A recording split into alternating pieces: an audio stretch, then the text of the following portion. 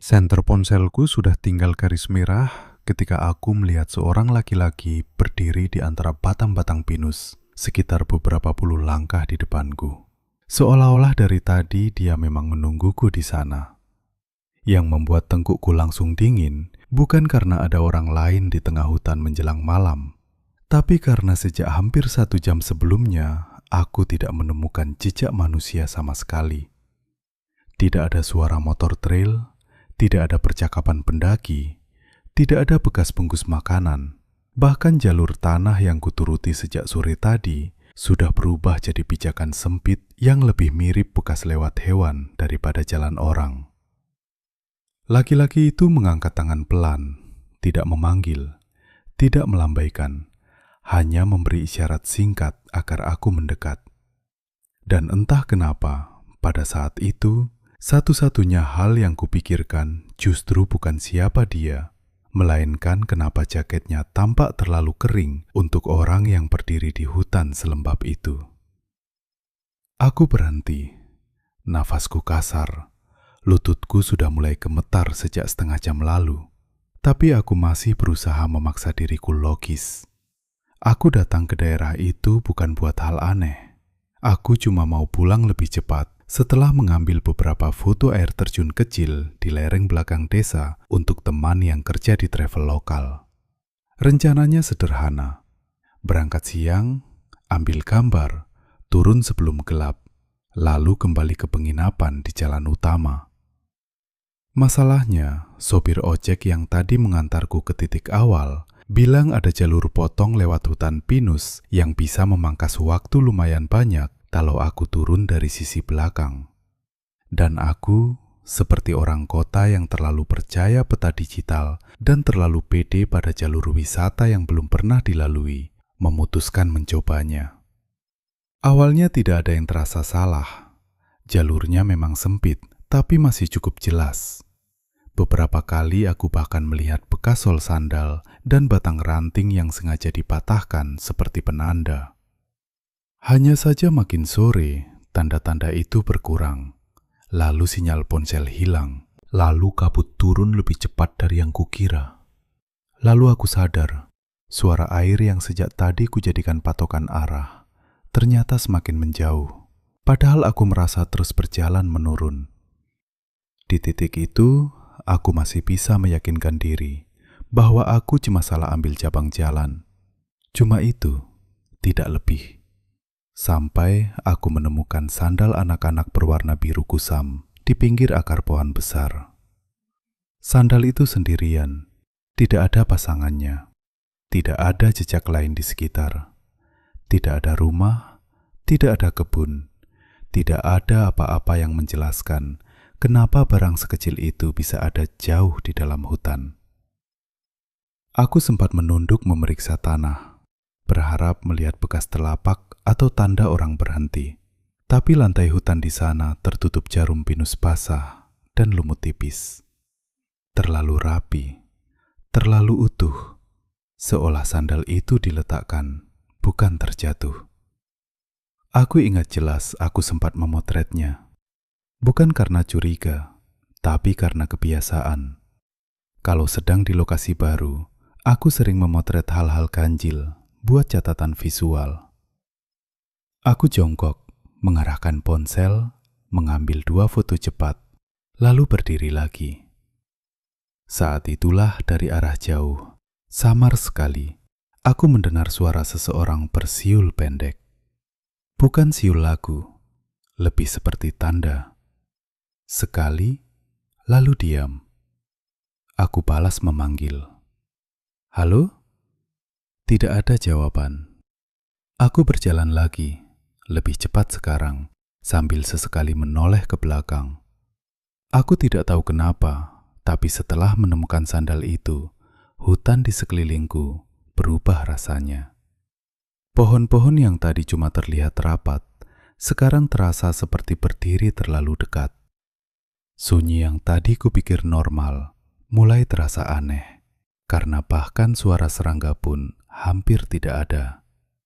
Hanya bunyi langkahku sendiri di daun basah, bunyi napasku, dan sesekali tetesan air dari pucuk pinus. Beberapa menit kemudian, aku sampai di belokan sempit yang diapit semak tinggi. Di sanalah aku melihat laki-laki itu. Dia tidak tua, mungkin sekitar akhir 30-an atau awal 40-an. Tubuhnya kurus, tegap. Kulitnya gelap seperti orang yang sering kena matahari. Dia mengenakan jaket lapangan lusuh warna gelap, celana panjang, dan sepatu bot karet yang terkena lumpur di bagian bawah saja. Anehnya, tidak sampai basah di atas. Rambutnya pendek, wajahnya tidak terlalu jelas karena cahaya sudah tipis. Tapi ada sesuatu yang tenang sekali dari caranya berdiri. Terlalu tenang untuk orang yang menemukan orang asing tersesat di hutan menjelang malam. Dia bicara lebih dulu. Jangan terus lurus. Suaranya datar, pelan, seperti orang yang tidak ingin mengagetkan binatang. Aku langsung menjawab, mungkin terlalu cepat. Saya cari jalan turun ke desa atas, jalur pinus. Dia menggeleng sekali. Kalau terus lurus, kamu masuk lembah. Masih jauh dari jalan keluar? Dia menatap ke arah kiri, ke balik semak dan batang pohon, lalu kembali menatapku. Kalau ikut saya, lebih cepat. Kalimat itu seharusnya membuatku ragu. Orang asing di hutan, senja turun, sinyal hilang, lalu dia menawarkan bantuan. Tapi kondisiku saat itu sudah jelek. Tenaga menurun, baterai hampir habis, dan yang paling buruk, aku mulai sadar aku tak lagi bisa memastikan arah.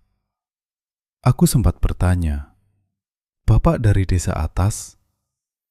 Dia tidak langsung jawab, hanya berbalik sedikit dan berkata, "Kalau sudah gelap, di sini jalannya suka bikin orang putar balik tanpa sadar."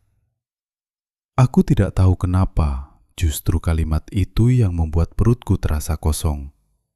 Bukan karena terdengar mistis, tapi karena diucapkan dengan nada orang yang sedang menyampaikan hal biasa, seperti fakta lapangan, seperti peringatan yang sudah terlalu sering diberikan.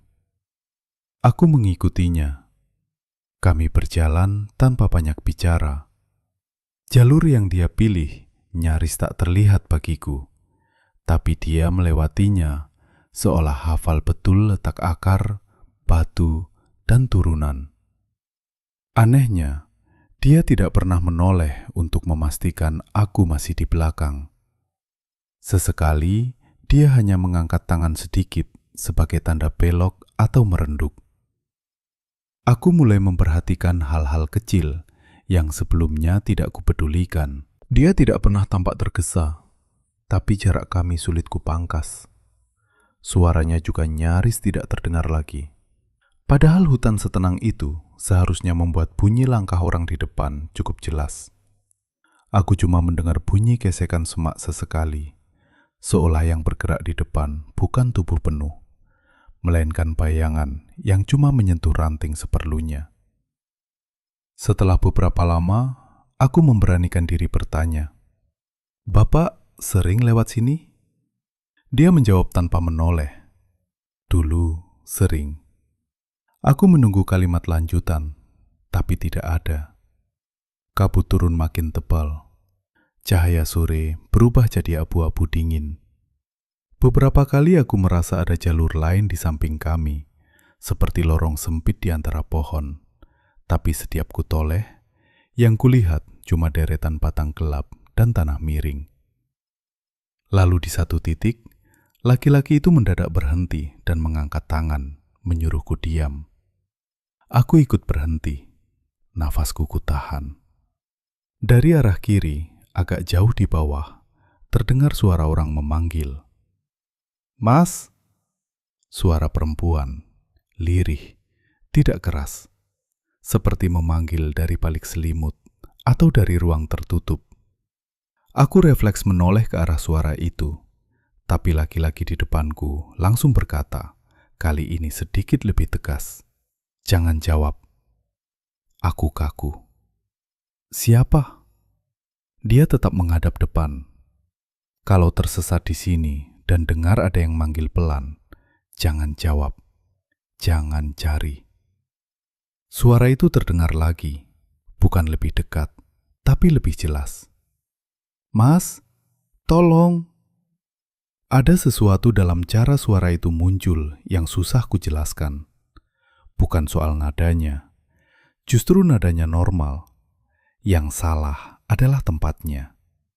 Hutan serapat itu menjelang malam, tanpa ada tanda orang lain, tapi suara perempuan bisa terdengar seolah berdiri di balik satu deret pohon saja. Terlalu dekat, terlalu bersih. Tidak terpantul seperti suara di tempat terbuka.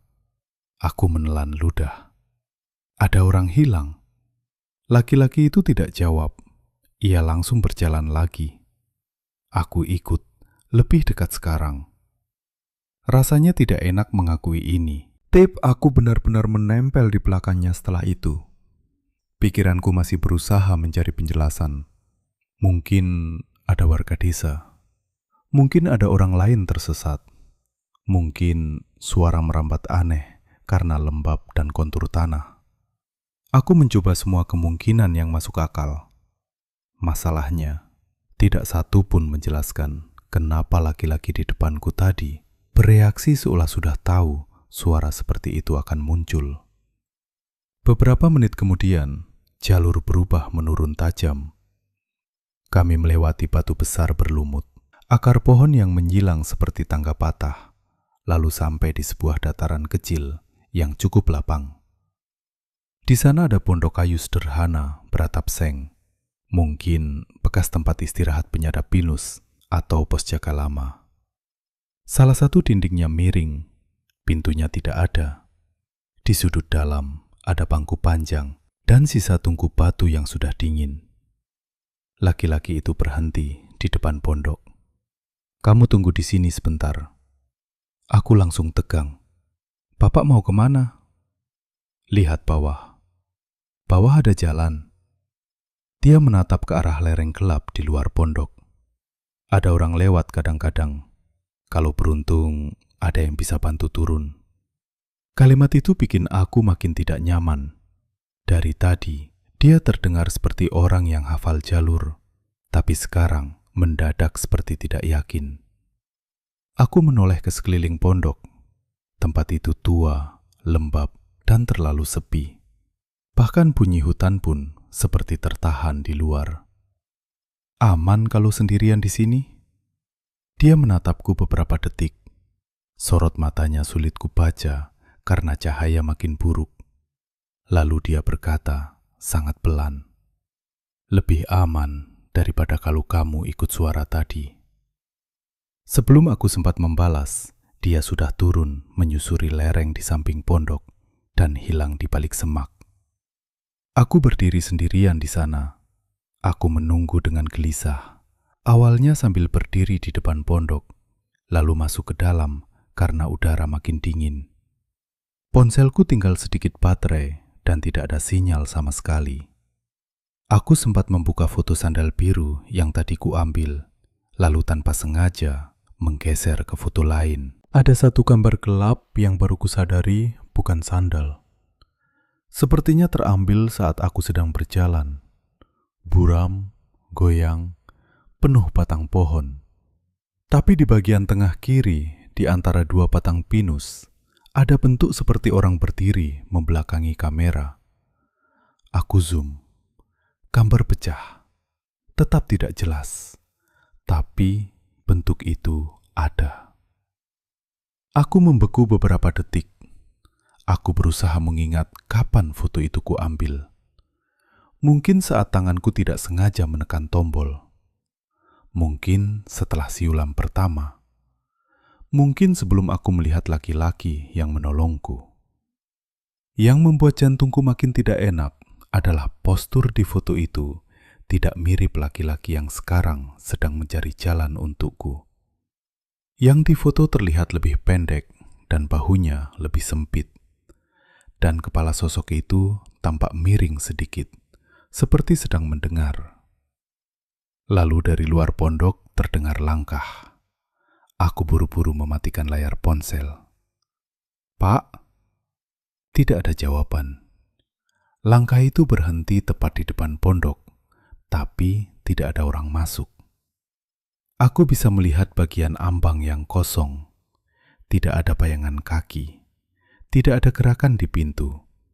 Hanya bunyi seperti seseorang berdiri di tanah basah dan menggeser berat badan pelan-pelan. Aku merasa dingin naik dari punggung sampai leher. "Pak?" Panggilku lagi, lebih pelan. Kali ini suara yang menjawab bukan dari depan pondok, melainkan dari lereng bawah, agak jauh. "Sini." Itu suara laki-laki tadi. Tubuhku langsung kaku total. Kalau dia masih di bawah, siapa yang berdiri di depan pondok? Aku tidak bergerak.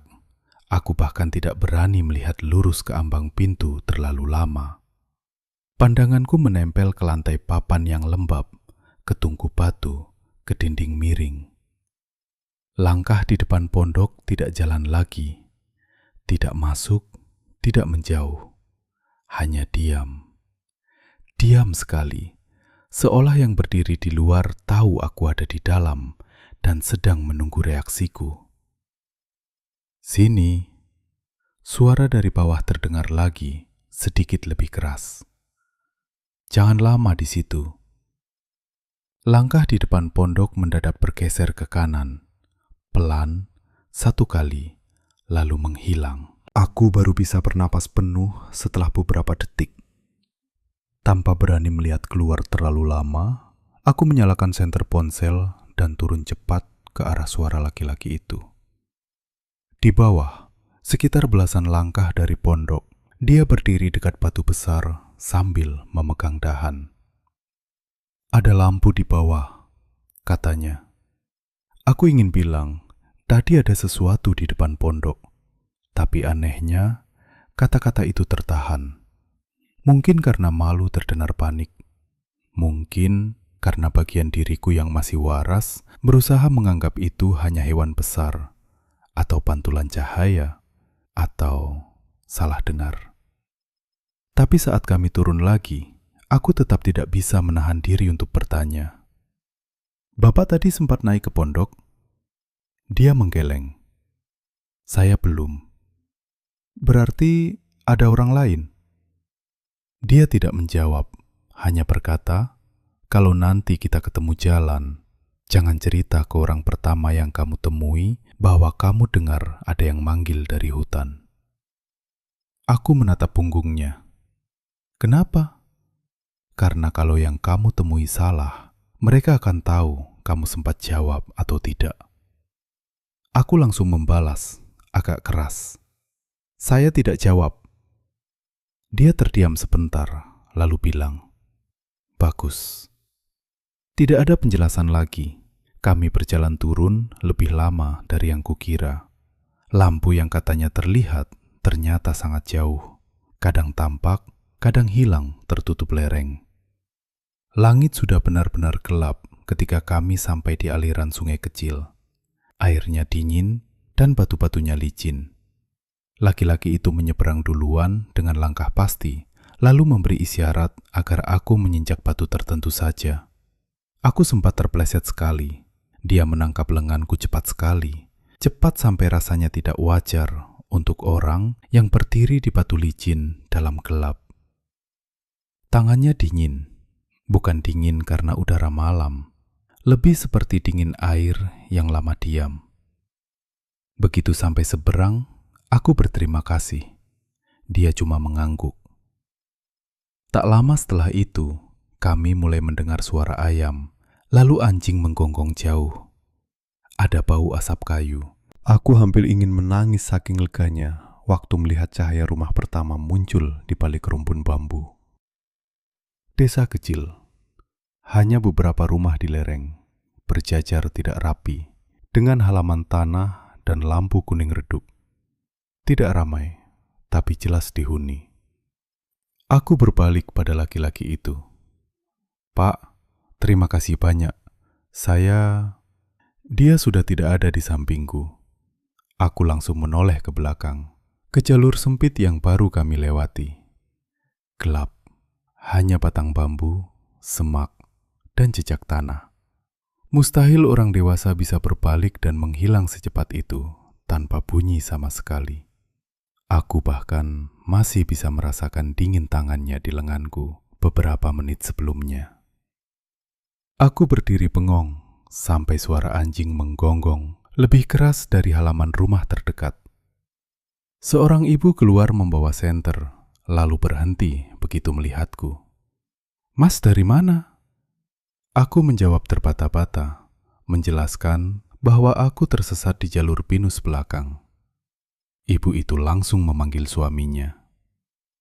Beberapa menit kemudian, aku sudah duduk di ruang tamu rumah mereka, diberi teh panas dan handuk untuk mengeringkan kepala. Pasangan itu tampak heran bukan main, karena aku bisa keluar dari sisi bawah hutan pada malam seperti itu. Kata mereka, orang luar hampir tidak pernah pakai jalur belakang, karena bahkan warga sendiri menghindarinya setelah sore. Aku sempat bilang ada seorang bapak yang menolongku turun. Begitu mendengar itu, suaminya yang tadi masih terlihat biasa, mendadak diam. Dia meletakkan gelasnya pelan dan bertanya, "Orangnya seperti apa?" Aku jelaskan seadanya. Tinggi sedang, kurus, jaket lapangan gelap, sepatu bot, rambut pendek, suara pelan. Suami istri itu saling lihat. Ibu itu yang bertanya lebih dulu. "Bapak itu ngajak Mas lewat pondok kayu tua?" Aku menatap mereka. Iya. Ruangan mendadak terasa lebih dingin daripada udara luar. Suaminya bangkit, membuka lemari kecil dekat televisi, lalu mengambil album foto lusuh. Dari tumpukan plastik bening yang sudah agak buram, dia menarik satu foto lama. Foto itu menampilkan beberapa laki-laki berdiri di depan truk pinus. Salah satunya langsung ku kenal, meski usianya terlihat lebih muda. Wajah yang tenang, tubuh kurus, sorot mata yang entah kenapa terasa sama. "Ini orangnya?" tanya dia. Mulutku kering. "Iya." Laki-laki itu menarik napas pendek. "Namanya Pak Darto." "Dia tinggal di mana? Saya mau ketemu lagi besok." Ibu itu menatapku seperti tidak tahu harus mulai dari mana. Lalu dengan suara pelan, dia berkata, "Pak Darto sudah tidak ada. Meninggal 10 tahun lalu. Jatuh di jurang sisi belakang hutan waktu cari anak yang hilang." Aku langsung menolak dengan refleks. "Tidak mungkin. Saya barusan sama dia. Dia pegang tangan saya waktu nyebrang batu. Dia ngomong, dia..." Suaminya mengangguk kecil, bukan seperti orang membenarkan cerita gaib, tapi seperti orang yang sudah terlalu sering mendengar versi mirip. Bukan cuma Mas yang pernah bilang begitu. Setelah itu, mereka tidak bicara beberapa detik.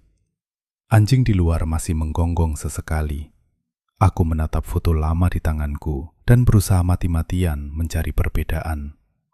Mungkin kemiripan, mungkin sugesti, mungkin aku terlalu lelah dan muka orang desa memang gampang tercampur di kepala orang asing. Tapi semakin lama kulihat, semakin kuat rasa tidak enak itu. Bahkan jaketnya tampak sama dengan bagian kerah yang turun di sisi kiri. Aku tertawa pendek, kering, lebih mirip usaha menutup panik. "Mungkin saya ketemu orang lain, bapak-bapak lain." Ibu itu tidak membantah. Dia hanya berkata, "Mas istirahat saja dulu. Malam ini jangan keluar rumah, siapapun yang manggil." Kalimat itu seharusnya bisa dianggap nasihat umum. Tapi setelah semua yang kualami, kalimat itu jatuh di ruang tamu kecil itu seperti sesuatu yang sudah disiapkan khusus untukku. Aku diinapkan di kamar depan. Kasurnya tipis, dinding kayu, Jendela kecil menghadap halaman samping. Mereka meminjamkanku sarung dan menaruh lampu kecil di dekat pintu. Aku pikir setelah dapat atap dan orang lain di sekitar, rasa takutku akan mereda. Ternyata tidak. Begitu sendirian, semua detail yang tadi sempat kutahan mulai datang satu-satu. Foto buram di ponsel, langkah di depan pondok, suara perempuan memanggil dari hutan, dan terutama cara laki-laki itu menghilang tepat sebelum rumah pertama. Aku mencoba tidur, tapi tidak bisa. Jadi, aku membuka lagi galeri ponsel. Foto sandal biru masih ada. Foto buram sosok di antara dua batang pinus juga ada.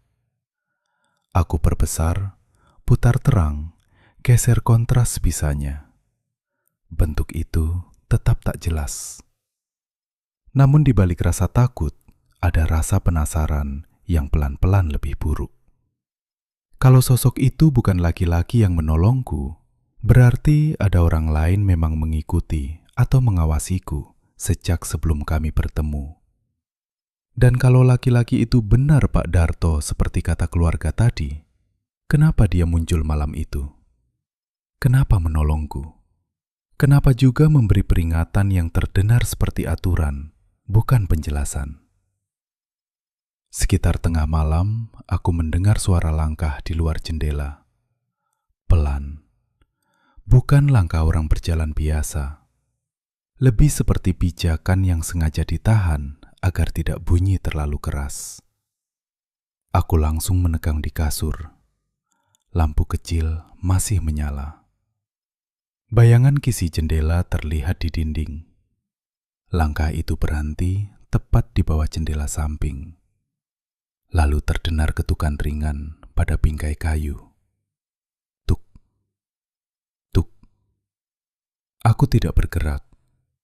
Beberapa detik kemudian terdengar suara perempuan, pelan sekali. Mas.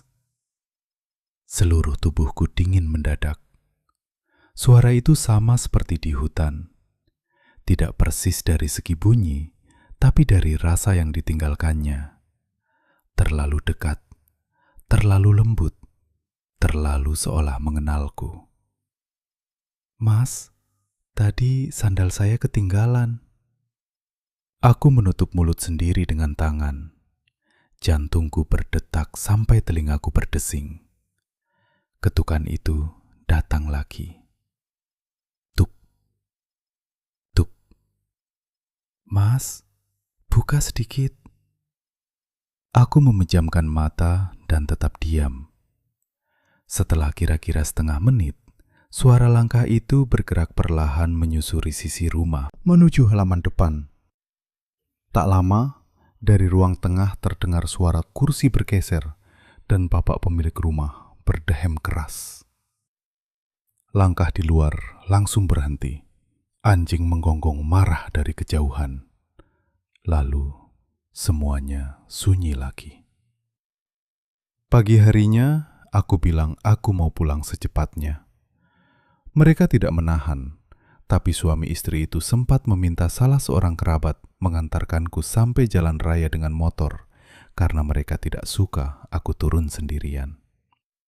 Dalam perjalanan, kerabat mereka yang mengantar, seorang laki-laki muda bernama Ilham, bercerita sedikit tentang Pak Darto. Dulu dia memang sering masuk jalur belakang buat cari kayu, pasang jebakan hewan kecil, atau menolong pendaki yang nyasar. Orangnya dikenal pendiam. 10 tahun lalu, ada kabar seorang anak dari desa tetangga hilang sore-sore setelah mengejar layang-layang sampai ke sisi lembah. Pak Darto ikut mencari.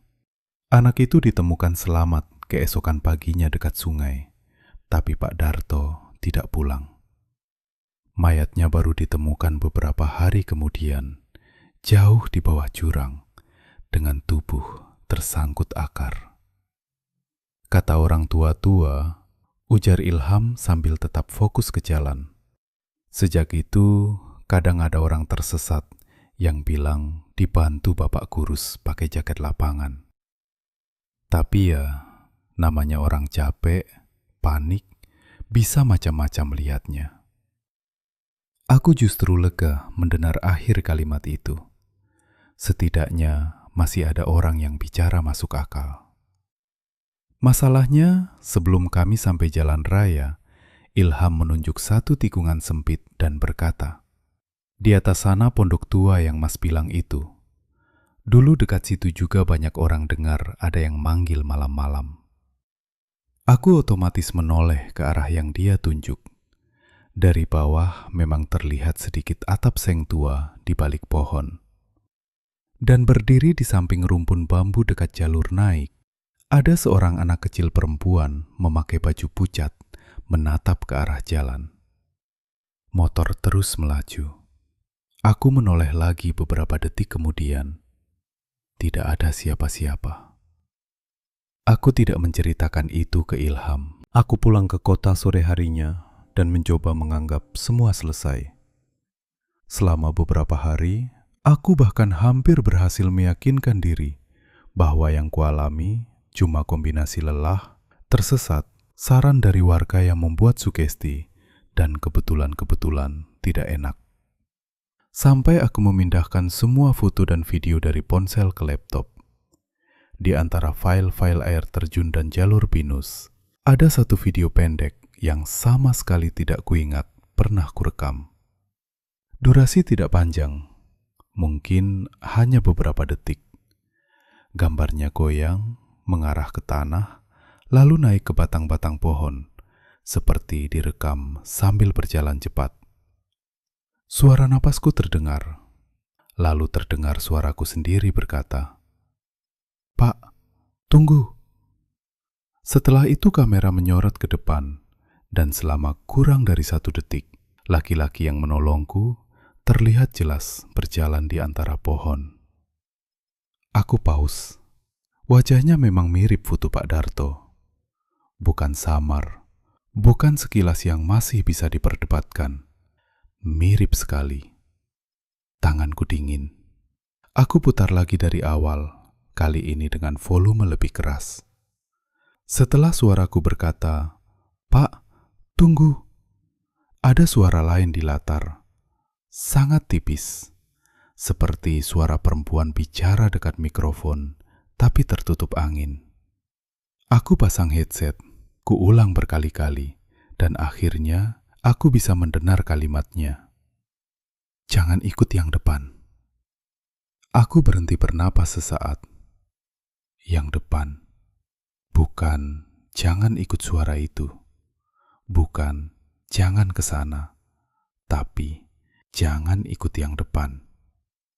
Artinya ada 2 kemungkinan, dan dua-duanya buruk.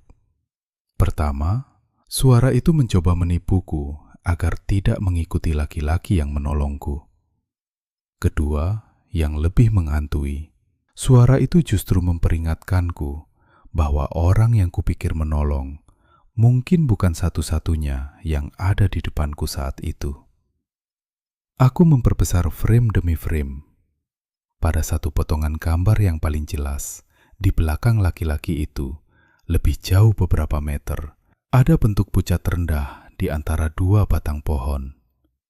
Tingginya kira-kira seukuran anak kecil. Sulit dipastikan karena blur.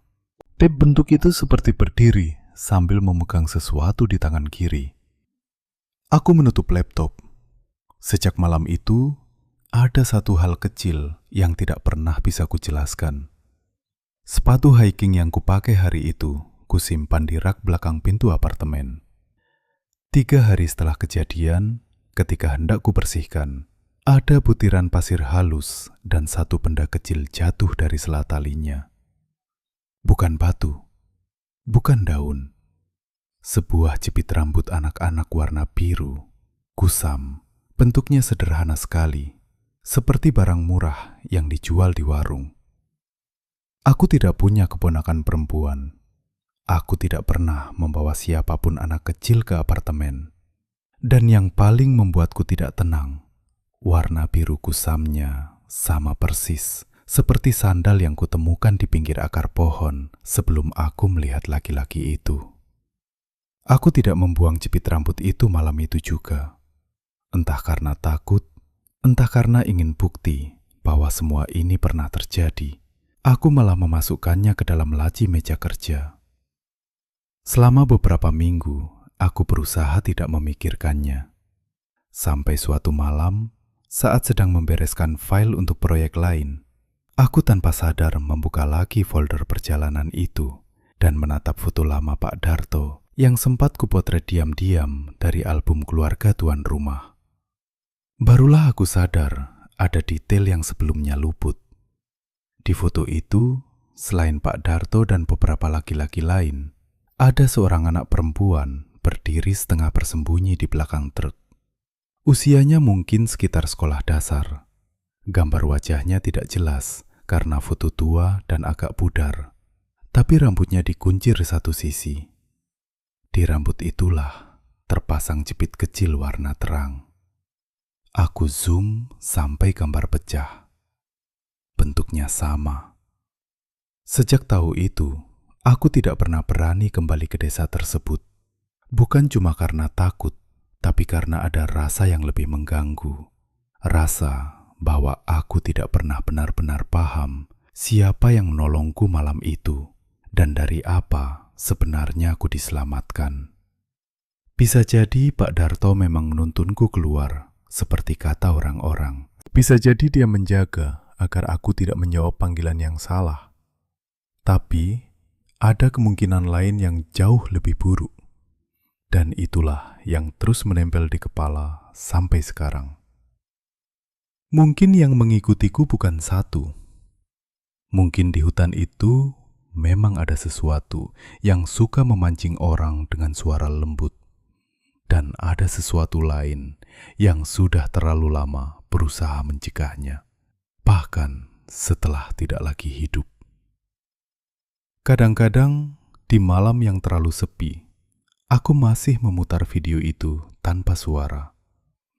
Bukan untuk mencari jawaban. Jawaban rasanya justru akan lebih berbahaya.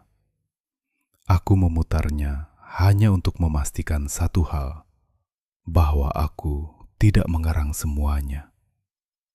Dan setiap kali video itu berhenti di frame laki-laki kurus berjaket gelap yang berjalan tenang di antara batang-batang pinus, aku selalu ingat bagian paling tidak masuk akal dari malam itu. Bukan soal dia mirip orang yang sudah meninggal 10 tahun lalu. Bukan juga soal suara perempuan di jendela. Yang paling sulit kuterima justru hal sederhana ini. Di seluruh rekaman, dari awal sampai akhir, tanah, dedaunan, kabut, dan ranting di sekelilingnya bergerak seperti biasa. Hanya satu hal yang tidak pernah berubah sedikit pun sejak frame pertama sampai terakhir. Jaketnya tetap kering.